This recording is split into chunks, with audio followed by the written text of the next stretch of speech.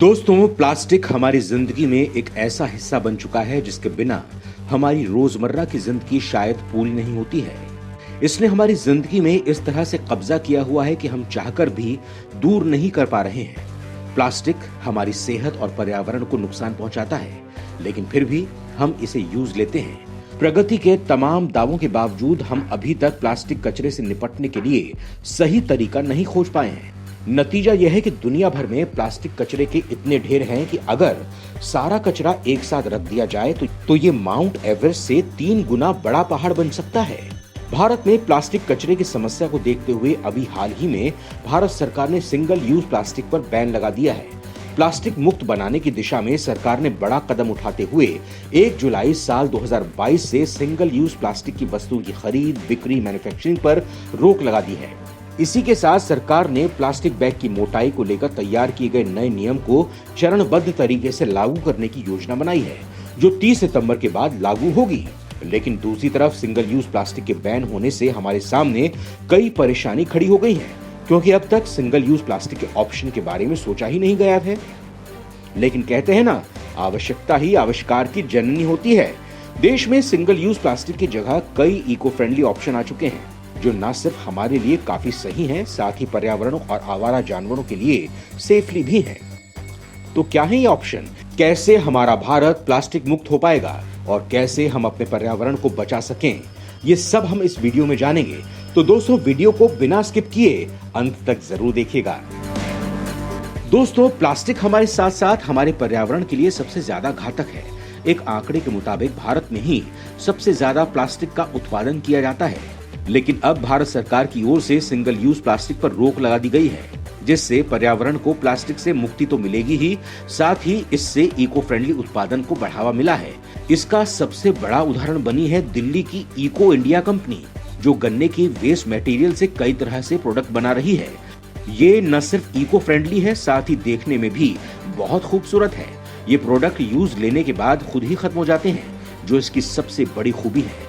इस तरह के प्रोडक्ट से सड़कों और गलियों में इकट्ठा होने वाले कचरे से निजात मिलेगी।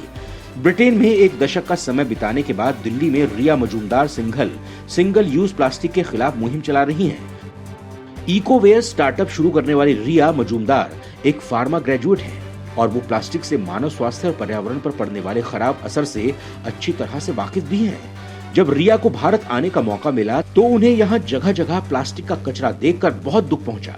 यही नहीं, अपनी माँ को बहुत ही कम उम्र में कैंसर जैसी जानलेवा बीमारी से लड़ते देखकर उनका नजरिया चीजों के प्रति बहुत बदल गया। फार्माकोलॉजी के अध्ययन के दौरान उन्हें पता चला कि कैंसर की बीमारी की सबसे बड़ी वजह तो प्लास्टिक ही है। वो बताती हैं कि जब विदेश में थी तब वहाँ के लोगों को प्लास्टिक के बदले लकड़ी के पल्प से बनी कटलरी इस्तेमाल करते देखा, तो खुद के इसी तरह का बिजनेस भारत में करने का उनको आइडिया मिल गया। रिया बताती हैं कि जब उन्होंने गुड़गांव के एक बड़े स्टोर पर जाकर अपने प्रोडक्ट को सेल करने की बात की, तो स्टोर प्रबंधन ने ऐसा करने से मना कर दिया। आगे एक दिन ऐसा आया जब प्रधानमंत्री नरेंद्र मोदी ने प्लास्टिक मुक्त भारत की देशवासियों से अपील की। सिंगल यूज प्लास्टिक, क्या इससे देश को मुक्ति दिला सकते हैं? उसी स्टोर के मालिक ने उनसे फोन पर इकोवेयर प्रोडक्ट की स्वयं डिमांड की। इकोवेयर के उत्पाद 100% बायोग्रेडेबल और कंपोस्टेबल होते हैं। उनका स्टार्टअप कुछ ही समय में काफी सफल हो गया। अब तो कंपनी का सालाना टर्नओवर 25 करोड़ रुपए से भी ज्यादा हो गया है। वो प्लास्टिक के विकल्प के तौर पर स्ट्रॉ, प्लेट, कप, कटोरे, ट्रे की कंपोस्टेबल कटलरी का बिजनेस चला रही हैं। रिया बताती हैं कि उन्होंने अपने प्रोडक्ट की मार्केटिंग की खुद ही चुनौतीपूर्ण जिम्मेदारी संभाली। आज उनके प्रोडक्ट के बड़े ग्राहकों में अमेरिकन एम्बेसी स्कूल, हल्दीराम की कंपनी, ओबेरॉय होटल, चायोस आदि जुड़ चुके हैं। इस पहल के लिए रिया मजूमदार को राष्ट्रपति ने नारी शक्ति अवार्ड से सम्मानित किया था। इसके साथ ही वर्ल्ड इकोनॉमिक फोरम से भी उन्हें वुमेन ऑफ एक्सीलेंस अवार्ड मिल चुका है। रिया का कहना है कि इसे अब हम ट्रेवल सेक्टर में भी ले जाने की तैयारी कर रहे हैं, जिसमें भारतीय रेलवे भी शामिल है, क्योंकि इन्हीं जगहों से प्लास्टिक पॉल्यूशन सबसे ज्यादा होता है। यहाँ लाखों लोग रोज सफर करते हैं, जिससे उनकी यूज की गई प्लास्टिक यहाँ वहाँ फेंक दी जाती है, जिससे चारों तरफ कचरा फैल जाता है। इसकी सफाई का भार भी रेलवे को उठाना पड़ता है, जो रेलवे के लिए एक्स्ट्रा खर्चा है। पराली से बने प्रोडक्ट। हर साल सर्दियों की शुरुआत में पंजाब, हरियाणा, उत्तर प्रदेश में लाखों टन पराली जला दी जाती है, जिससे पर्यावरण को भी काफी नुकसान होता है। पिछले कुछ वर्षों से पंजाब, हरियाणा और दिल्ली के आसपास के खेतों से उठता धुआं पूरे आसमान को काला कर देता है। गांव, शहरों के ऊपर प्रदूषण की काली परत जम जाती है। इससे लोगों को सांस लेने में बहुत दिक्कतों का सामना करना पड़ता है। लेकिन अब पराली की समस्या से छुटकारा पाने का उपाय IIT दिल्ली के 3 छात्रों ने खोज लिया है।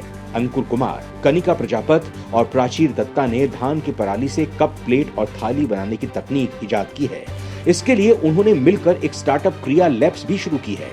क्रिया लैब्स ने पराली से कप, प्लेट, थाली बनाने की एक यूनिट भी तैयार की है, जिससे अभी रोजाना 10 से 15 किलोग्राम पराली की प्रोसेसिंग करके उससे इको फ्रेंडली कप, प्लेट तैयार किए जा रहे हैं।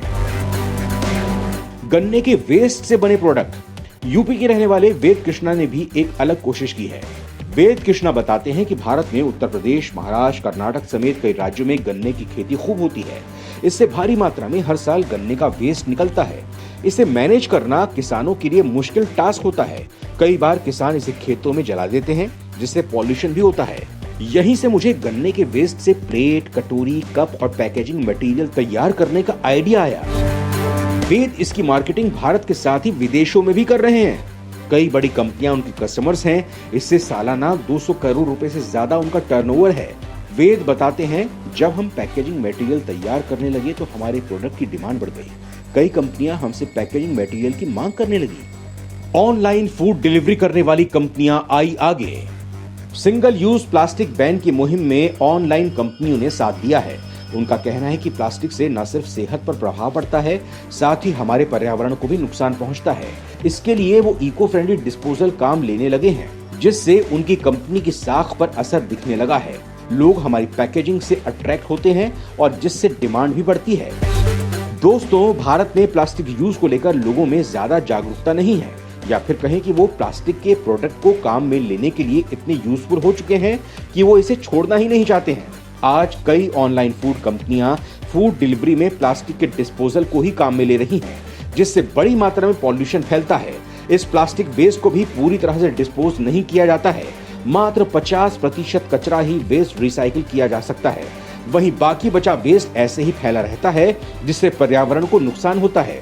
इको फ्रेंडली प्रोडक्ट बनाने वाली कंपनियां जिस तरह से प्लास्टिक वेस्ट को कंट्रोल करने की कोशिश कर रही हैं, भारत की जनता को भी उनके साथ खड़ा होना होगा।